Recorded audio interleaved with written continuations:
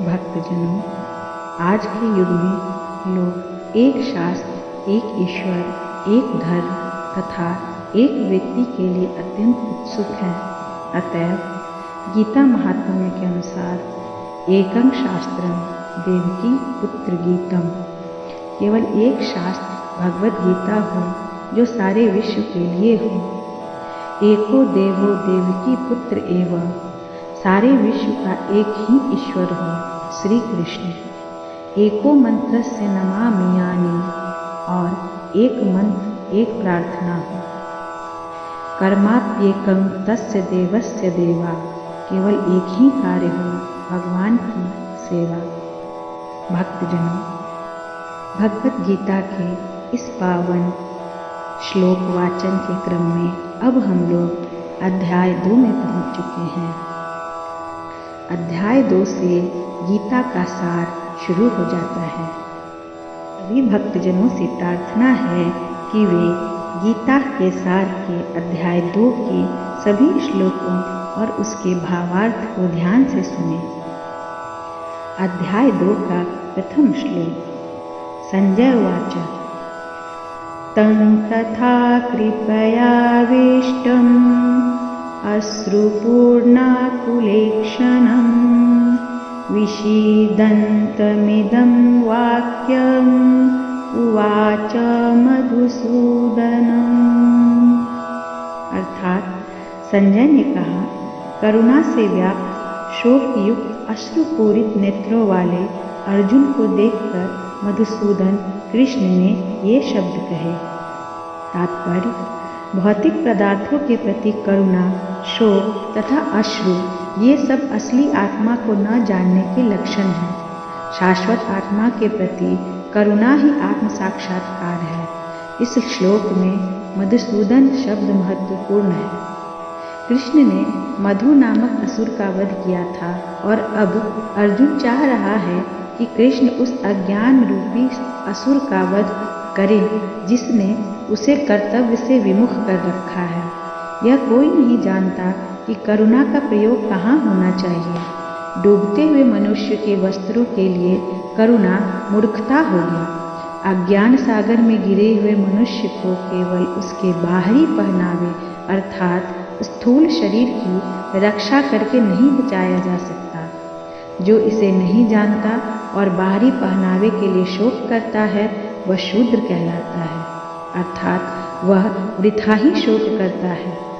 अर्जुन तो क्षत्रिय था, अतः उससे ऐसे आचरण की आशा न थी, किंतु भगवान कृष्ण अज्ञानी पुरुष के शोक को विनष्ट कर सकते हैं और इसी उद्देश्य से उन्होंने भगवत गीता का उपदेश दिया। यह अध्याय हमें भौतिक शरीर तथा आत्मा के वैश्लेषिक अध्ययन द्वारा आत्म साक्षात्कार का उपदेश देता है, जिसकी व्याख्या परम अधिकारी भगवान कृष्ण द्वारा कही गई है। यह साक्षात्कार तभी संभव है जब मनुष्य निष्काम भाव से कर्म करे और आत्मबोध को प्राप्त हो। अध्याय 2 का श्लोक द्वितीय। कुतस्त्वाकश्मलम् इदं विषमे समुपस्थितम् अनार्यजुष्टम् अस्वर्गयम् अकीर्तिकरम् अर्जुनः। अर्थात श्री भगवान ने कहा, हे अर्जुन, तुम्हारे मन में यह कल्मश आया कैसे? यह उस मनुष्य के लिए तनिक भी अनुकूल नहीं है जो जीवन के मूल्य को जानता हो। इससे उच्च लोक की नहीं अपितु अपयश की प्राप्ति होती है। तात्पर्य, श्री कृष्ण तथा भगवान अभिन्न हैं, इसलिए श्री कृष्ण को संपूर्ण गीता में भगवान ही कहा गया है। भगवान परम सत्य की पराकाष्ठा है। परम सत्य का बोध ज्ञान की 3 अवस्थाओं में होता है। ब्रह्म या निर्विशेष सर्वव्यापी चेतना, दूसरा परमात्मा या भगवान का अंतर्यामी रूप जो समस्त जीवों के हृदय में है, तथा भगवान या श्री भगवान कृष्ण। श्रीमद् भागवत में परम सत्य की धारणा इस प्रकार बताई गई है। वदन्ति ततत्त्वविदस्तत्त्वं यञ्जज्ञानं द्वयं ब्रह्मेति परमात्मेति भगवानिति शब्दते। अर्थात परम सत्य का ज्ञाता परम सत्य का अनुभव ज्ञान की 3 अवस्थाओं में करता है और ये सब अवस्थाएं एक रूप हैं। ये ब्रह्मा, परमात्मा तथा भगवान के रूप में व्यक्त की जाती हैं।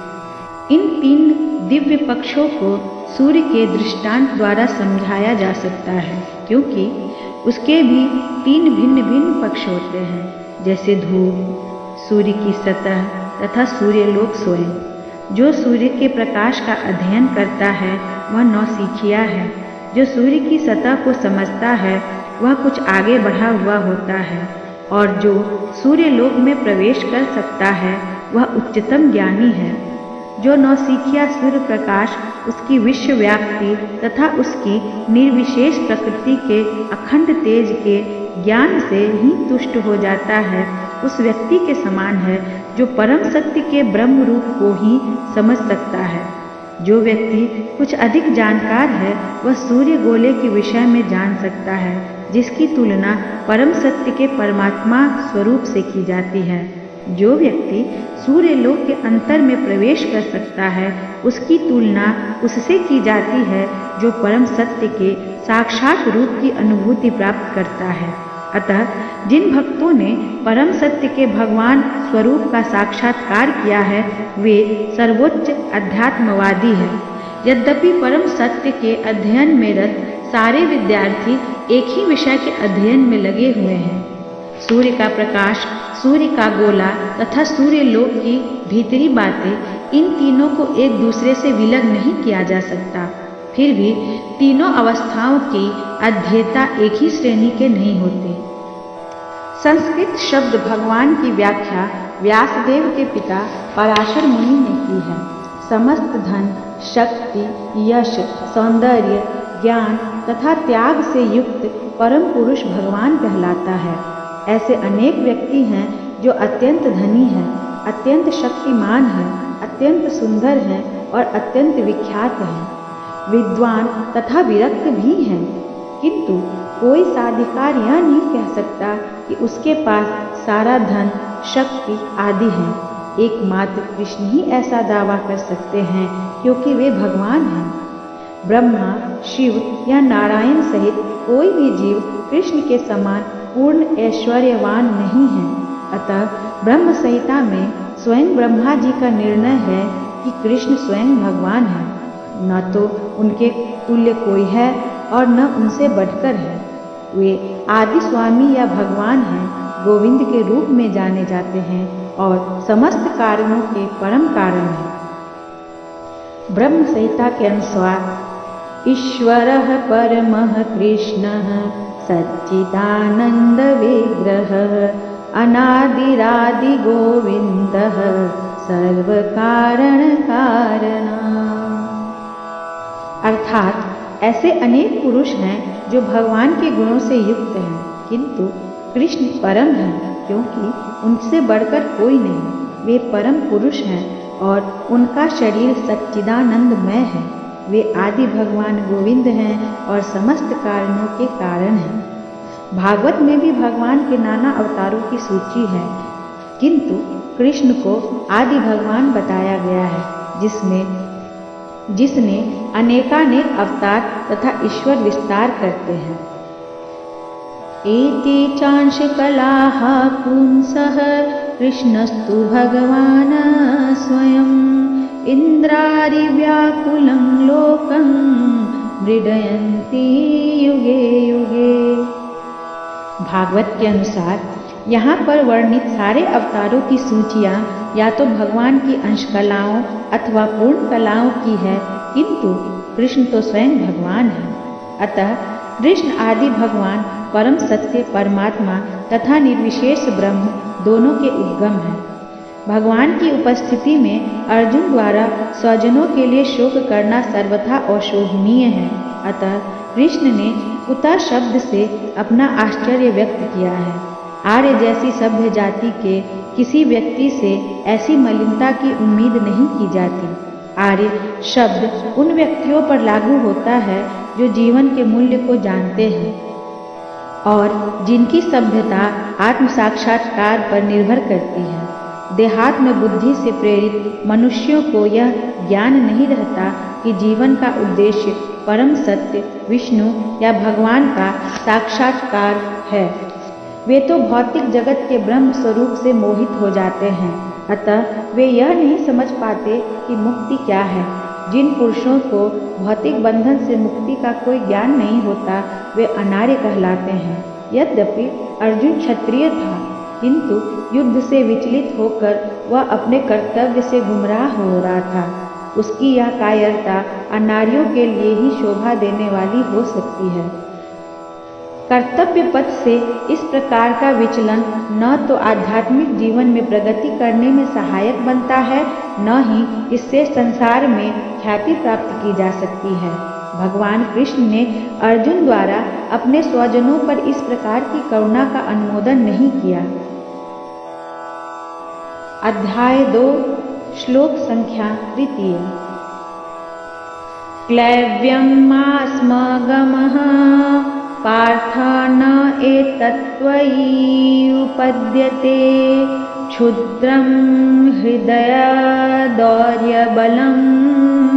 त्यक्त्वा उत्तिष्ठः परन्तपः। अर्थात, हे पृथापुत्र, इस हीन नपुंसकता को प्राप्त मत हो, तुम्हें यह शोभा नहीं देती। हे शत्रुओं के दमन करता, हृदय की क्षुद्र दुर्बलता को त्याग कर युद्ध के लिए खड़े हो जाओ। तात्पर्य यह है कि अर्जुन को पृथापुत्र के रूप में संबोधित किया गया है। पृथा कृष्ण के पिता वसुदेव की बहन थी, अतः कृष्ण के साथ अर्जुन का रक्त संबंध था। यदि क्षत्रिय पुत्र लड़ने से मना करता है तो वह नाम का क्षत्रिय है, और यदि ब्राह्मण पुत्र अपवित्र कार्य करता है तो वह नाम का ब्राह्मण है। ऐसे क्षत्रिय तथा ब्राह्मण अपने पिता के अयोग्य पुत्र होते हैं। अतः कृष्ण यह नहीं चाहते थे कि अर्जुन अयोग्य क्षत्रिय पुत्र कहलाए।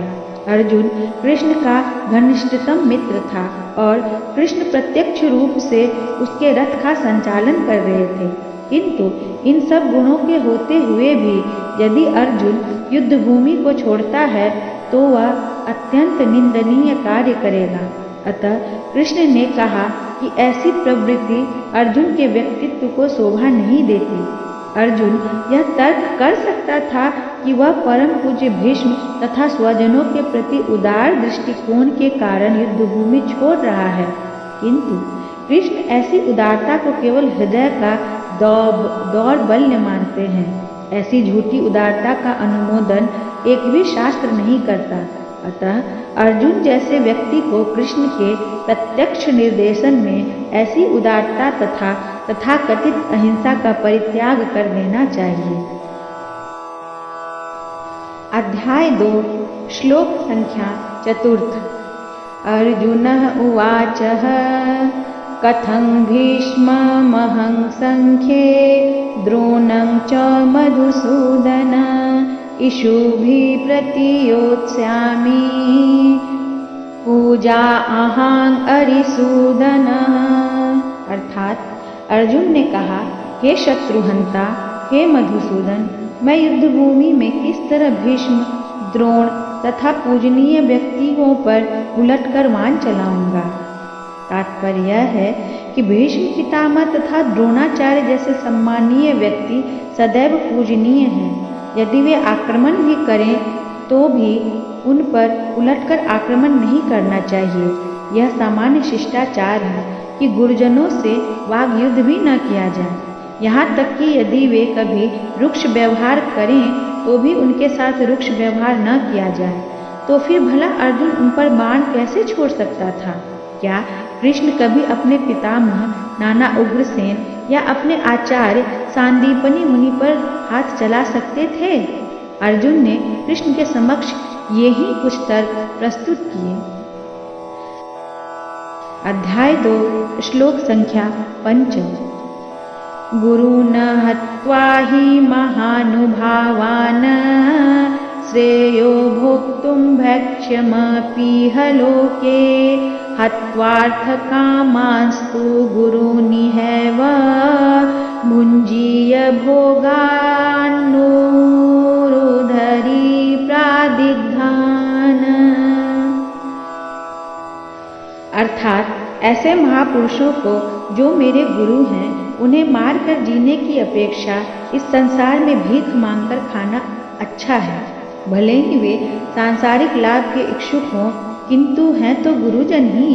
यदि उनका वध होता है तो हमारे द्वारा भोग्य प्रत्येक वस्तु उनके रक्त से सनी होगी। तात्पर्य यह है कि शास्त्रों के अनुसार ऐसा गुरु जो नित्य कर्म में रत हो और जो विवेक शून्य हो त्याज्य है। दुर्योधन से आर्थिक सहायता लेने के कारण भीष्म तथा द्रोण उनका पक्ष लेने के लिए बाध्य थे। यद्यपि केवल आर्थिक लाभ से ऐसा करना उनके लिए उचित न था। ऐसी दशा में वे आचार्यों का सम्मान खो बैठे थे। किंतु अर्जुन सोचता था कि इतने पर भी वे गुरुजन हैं, अतः उनका वध करके भौतिक लाभों का भोग करने का अर्थ क्या होगा? रक्त से सने अवशेषों का भोग। अध्याय 2 श्लोक संख्या 6। न च एतत् विद्या कर्तन्नो गरीयो यद्वा जयेम यदि वा नो जयेयुयानेव हत्वा न जीविषाम् अस्तेव स्थिताः प्रमुखे धार्तराष्ट्राः। अर्थात हम यह भी नहीं जानते कि हमारे लिए क्या श्रेष्ठ है, उनको जीतना या उनके द्वारा जीते जाना। यदि हम धृतराष्ट्र के पुत्रों का वध कर देते हैं तो हमें जीवित रहने की आवश्यकता नहीं है, फिर भी वे युद्ध भूमि में हमारे समक्ष खड़े हैं। इस श्लोक का तात्पर्य यह है कि अर्जुन की समझ में यह नहीं आ रहा था कि वह क्या करे, युद्ध करे और अनावश्यक रक्तपात का कारण बने। यद्यपि क्षत्रिय होने के नाते युद्ध करना उसका धर्म है, या फिर वह युद्ध से विमुख होकर भीख मांगकर जीवन यापन करे। यदि वह शत्रु को जीतता नहीं तो जीविका का एकमात्र साधन भिक्षा ही रह जाता है। फिर भी जीत तो निश्चित नहीं है, क्योंकि कोई भी पक्ष विजयी हो सकता है। यदि उसकी विजय हो भी जाए क्योंकि उसका पक्ष न्याय पर है, तो भी यदि धृतराष्ट्र के पुत्र मरते हैं तो उनके बिना रह पाना अत्यंत कठिन हो जाएगा। उस दशा में यह उसकी दूसरे प्रकार की हार होगी। अर्जुन द्वारा व्यक्त इस प्रकार के ये विचार सिद्ध करते हैं कि वह न केवल भगवान का महान भक्त था, अपितु वह अत्यधिक प्रबुद्ध और अपने मन तथा इंद्रियों पर पूर्ण नियंत्रण रखने वाला था। राज परिवार में जन्म लेकर भी भिक्षा द्वारा जीवित रहने की इच्छा उसकी विरक्ति का दूसरा लक्षण है। ये सारे गुण तथा अपने आध्यात्मिक गुरु श्री कृष्ण के उपदेशों में उसकी श्रद्धा, ये सब मिलकर सूचित करते हैं कि वह सचमुच पुण्यात्मा था।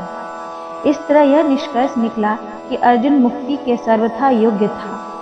जब तक इंद्रियां संयमित न हो, ज्ञान के पद तक उठ पाना कठिन है, और बिना ज्ञान तथा भक्ति के मुक्ति नहीं होती।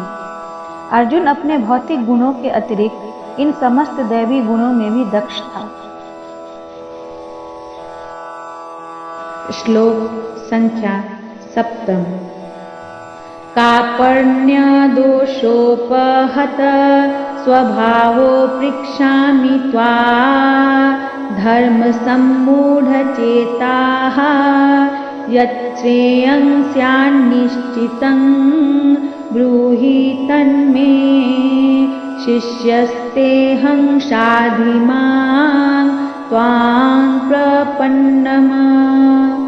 अर्थात अब मैं अपने कृपण दुर्बलता के कारण अपना कर्तव्य भूल गया हूँ और सारा धैर्य खो चुका हूँ। ऐसी अवस्था में मैं आपसे पूछ रहा हूँ कि जो मेरे लिए श्रेयस्कर हो उसे निश्चित रूप से बताएं। अब मैं आपका शिष्य हूँ और आपका शरणागत हूँ, कृपया मुझे उपदेश दें। तात्पर्य यह है कि यह प्रकृति का नियम है कि भौतिक कार्यकलापों की प्रणाली ही हर एक के लिए चिंता का कारण है। पग पग पर उलझन मिलती है, अतः प्रामाणिक गुरु के पास जाना आवश्यक है, जो जीवन के उद्देश्य को पूरा करने के लिए समुचित पथ निर्देश दे सके। समग्र वैदिक ग्रंथ हमें यह उपदेश देते हैं कि जीवन की अनचाही उलझनों से मुक्त होने के लिए प्रामाणिक गुरु के पास जाना चाहिए। ये उलझनें उस दावाग्नि के समान हैं जो कि किसी के द्वारा लगाए बिना भभक उठती हैं। इसी प्रकार विश्व की स्थिति ऐसी है कि बिना चाहे जीवन की उलझनें स्वतः उत्पन्न हो जाती हैं। कोई नहीं चाहता कि आग लगे, किंतु फिर भी वह लगती है और हम अत्यधिक व्याकुल हो उठते हैं। अतः वैदिक वांग में उपदेश देता है कि जीवन की उलझनों को समझने तथा उनका समाधान करने के लिए हमें परंपरागत गुरु के पास जाना चाहिए। जिस प्रकार व्यक्ति का प्रामाणिक गुरु होता है वह सब कुछ जानता है, अतः मनुष्य के भौतिक उलझनों में न रहकर गुरु के पास जाना चाहिए। यही श्लोक का तात्पर्य है। आखिर भौतिक उलझनों में कौन सा व्यक्ति पड़ता है जो जीवन की समस्याओं को नहीं समझता? बृहदारण्यक उपनिषद में व्याकुल या व्यग्र मनुष्य का वर्णन इस प्रकार हुआ है। यो वा एतदक्षरं गागर्य विदितस्वा अस्मांग लोका प्रैति स कृपण। कृपण वह है जो मानव जीवन की समस्याओं को हल नहीं करता और आत्म साक्षात्कार के विज्ञान को समझे बिना कुकर शूकर की भांति इस संसार को त्याग कर चला जाता है। जीव के लिए यह मनुष्य जीवन का अत्यंत मूल्यवान निधि है, जिसका उपयोग वह अपने जीवन की समस्याओं को हल करने में कर सकता है। अतः जो इस अवसर का लाभ नहीं उठाता वह कृपण है। ब्राह्मण इसके विपरीत होता है, जो इस शरीर का उपयोग जीवन की समस्त समस्याओं को हल करने में करता है।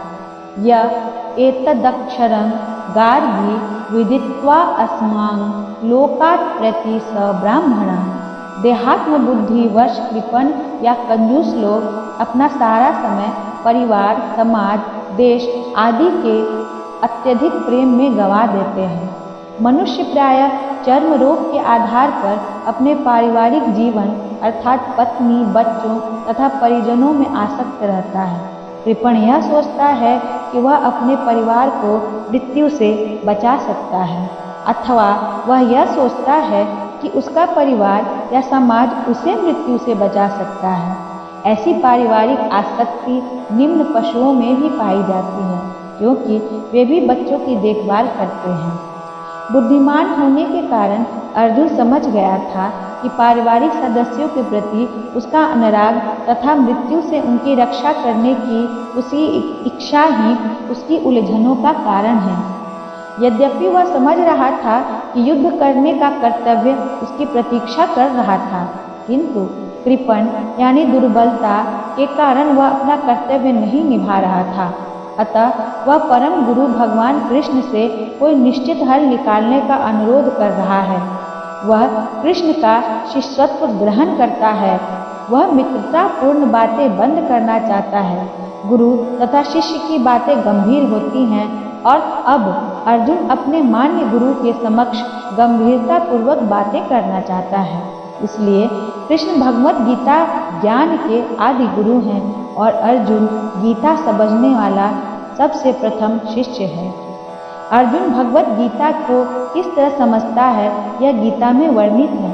तभी तो मूर्ख संसारी विद्वान बताते हैं कि किसी मनुष्य रूप कृष्ण की नहीं बल्कि अजन्मा कृष्ण की शरीर को ग्रहण करना चाहिए। अजन्मा कृष्ण की शरण ग्रहण करनी चाहिए। कृष्ण के अंतः तथा बाह्य के कोई अंतर नहीं है। भक्तों, कृष्ण के अंतः तथा बाह्य में कोई अंतर नहीं है। इस ज्ञान के बिना जो भगवत गीता को समझने का प्रयास करता है वह सबसे बड़ा मूर्ख है। अध्याय 2 का श्लोक संख्या 8। न हि प्रपश्यामि मम अपनुद्यात यत शोकम् उच्छोषणम् इन्द्रियाणाम् अवाप्य भूमौ असपतन्म हृदमहाराज्यं शूराणाम् अपि च आधिपत्यम्। अर्थात मुझे ऐसा कोई साधन नहीं दिखता जो मेरी इंद्रियों को सुखाने वाले इस शोक को दूर कर सके। स्वर्ग पर देवताओं के आधिपत्य की तरह इस धन धान्य संपन्न सारी पृथ्वी पर निष्कंटक राज्य प्राप्त करके भी मैं इस शोक से दूर नहीं जा सकूंगा। तात्पर्य यह है कि यद्यपि अर्जुन धर्म तथा सदाचार के नियमों पर आधारित अनेक तर्क प्रस्तुत करता है, किंतु ऐसा प्रतीत होता है कि वह अपने गुरु भगवान श्री कृष्ण की सहायता के बिना अपनी असली समस्या को हल नहीं कर पा रहा था। वह समझ गया था कि उसका तथाकथित ज्ञान उसकी उन समस्याओं को दूर करने में असमर्थ है जो उसके सारे अस्तित्व को सुखाए दे रही थी। उसे इन उलझनों को भगवान कृष्ण जैसे आध्यात्मिक गुरु की सहायता के बिना हल कर पाना असंभव लग रहा था। शैक्षिक ज्ञान, विद्वता, उच्च पद, ये सब जीवन की समस्याओं का हल करने में व्यर्थ है। यदि कोई हमें सहायता कर सकता है तो वह एकमात्र गुरु है।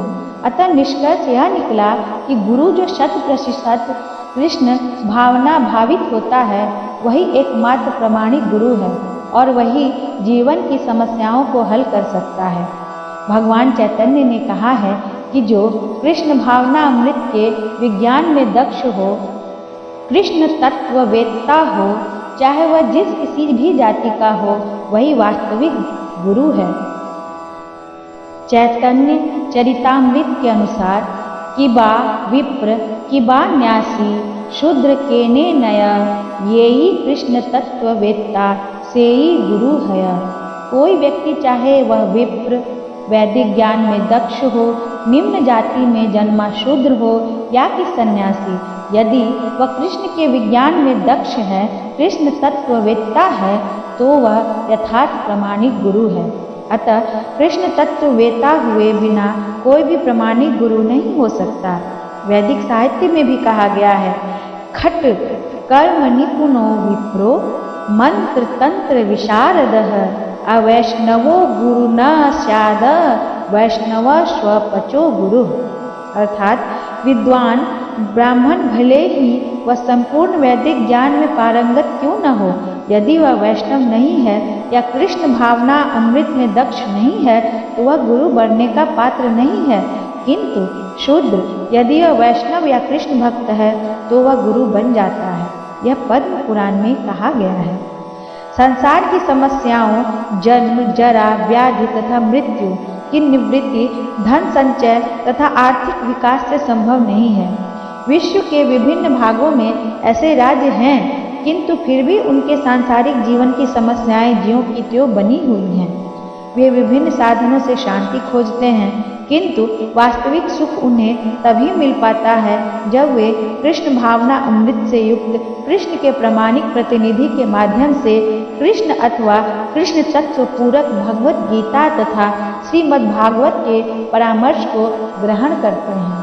यदि आर्थिक विकास तथा भौतिक सुख के किसी पारिवारिक, सामाजिक, राष्ट्रीय या अंतर्राष्ट्रीय अवस्था से उत्पन्न हुए शोकों को दूर कर पाते तो अर्जुन यह न कहता कि पृथ्वी का अप्रतिम राज्य या स्वर्ग लोक में देवताओं की सर्वोच्चता भी उसके शोकों को दूर नहीं कर सकती। इसलिए उसने कृष्ण भावना अमृत का ही आश्रय ग्रहण किया और यही शांति तथा समरसता का उचित मार्ग है। आर्थिक विकास या विश्व आधिपत्य प्राकृतिक प्रलय द्वारा किसी भी क्षण समाप्त हो सकता है। यहाँ तक कि चंद्रलोक जैसे उच्च लोकों की यात्रा भी, जिसके लिए मनुष्य प्रयत्नशील है, एक झटके में समाप्त हो सकती है। भगवत गीता इसकी पुष्टि करती है। क्षीणे पुण्य मर्त्य लोकम विशंति। जब पुण्य कर्मों के फल समाप्त हो जाते हैं तो तो मनुष्य सुख के शिखर से जीवन के निम्नतम स्तर पर गिर जाता है। इस तरह विश्व में अनेक राजनीतिज्ञों का पतन हुआ है। अतः ऐसा अधःपतन शोक का कारण बनता है। अतः यदि हम सदा के लिए शोक का निवारण चाहते हैं तो हमें कृष्ण की शरण ग्रहण करनी होगी, जिस तरह अर्जुन ने की। अर्जुन ने कृष्ण से प्रार्थना की कि वे उसकी समस्या का निश्चित समाधान कर दे, और यही कृष्ण भावना अमृत की विधि है। अध्याय 2 श्लोक संख्या 9। संजय उवाच एवमुक्ता ऋषिकेशं गुडाकेश परन्तपः न योत्स्य इति गोविन्दमुक्त्वा तूष्णीं बभूवः। अर्थात संजय ने कहा, इस प्रकार कहने के बाद शत्रुओं का दमन करने वाला अर्जुन कृष्ण से बोला, हे गोविंद, मैं युद्ध नहीं करूँगा, और चुप हो गया। तात्पर्य यह है कि धृतराष्ट्र को यह जानकर परम प्रसन्नता हुई होगी कि अर्जुन युद्ध न करके युद्ध भूमि छोड़कर भिक्षाटन करने जा रहा है। किंतु संजय ने उसे पुनः यह कहकर निराश कर दिया कि अर्जुन अपने शत्रुओं को मारने में सक्षम है। यद्यपि कुछ समय के लिए अर्जुन अपने पारिवारिक स्नेह के प्रति मिथ्या शोक से अभिभूत था, किंतु उसने शिष्य के रूप में अपने गुरु श्री कृष्ण की शरण ग्रहण कर ली। इससे सूचित होता है कि शीघ्र ही वह अपने इस शोक से निवृत्त हो जाएगा और आत्म साक्षात्कार या कृष्ण भावना अमृत के पूर्ण ज्ञान से प्रकाशित होकर पुनः युद्ध करेगा। इस तरह धृतराष्ट्र का हर्ष भंग हो जाएगा। अध्याय 2 श्लोक संख्या 10। तमुवाच ऋषिकेशः प्रहसन्निव भारत सेनयोरुभयोर्मध्ये विषीदन्तमिदं वचः। अर्थात, हे भरतवंशी धृतराष्ट्र, उस समय दोनों सेनाओं के मध्य शोकमग्न अर्जुन से कृष्ण ने मानो हंसते हुए यह शब्द कहे। तात्पर्य, दो घनिष्ठ मित्रों अर्थात ऋषिकेश तथा गुडाकेश के मध्य वार्ता चल रही थी। मित्रों के दो रूप में दोनों का पद समान था, किंतु इनमें से एक स्वेच्छा से दूसरे का शिष्य बन गया। कृष्ण हंस रहे थे क्योंकि उनका मित्र अब उनका शिष्य बन गया था। सबों के स्वामी होने के कारण वे सदैव श्रेष्ठ पद पर रहते हैं, तो भी भगवान अपने भक्त के लिए सखा, पुत्र या प्रेमी बनना स्वीकार करते हैं। किंतु जब उन्हें गुरु के रूप में अंगीकार कर लिया गया तो उन्होंने तुरंत गुरु की भूमिका निभाने के लिए शिष्य से गुरु की भांति गंभीरतापूर्वक बातें की, जैसा कि अपेक्षित है। ऐसा प्रतीत होता है कि गुरु तथा शिष्य की यह वार्ता दोनों सेनाओं की उपस्थिति में हुई, जिससे सारे लोग लाभान्वित हुए। अतः भगवत गीता का संवाद किसी एक व्यक्ति, समाज या जाति के लिए नहीं, अपितु सबों के लिए है, और उससे सुनने के लिए शत्रु या मित्र समान रूप से अधिकारी हैं।